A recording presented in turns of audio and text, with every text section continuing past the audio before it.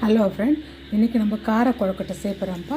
கடலைப்பருப்பு, உளுத்தம்பருப்பு, கடுகு, காஞ்ச மிளகாய் இப்போ பொரிஞ்சிச்சு. நான் கொஞ்சமாக முந்திரி போடுறேன்ப்பா.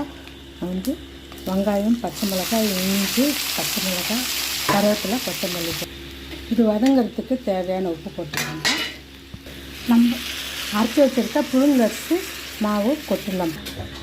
தேங்காய் கட் பண்ணி வச்சுருந்தோம், போட்டுடலாம். இப்போ நம்மளுக்கு நல்லா வதங்கிடுச்சுப்பா. இப்போ நான் கேரட்டு போடுறேன், கொஞ்சம் மிளகாத்தூள். கார கொழுக்கட்டை ரெடி ஆகிட்டே இருக்குப்பா.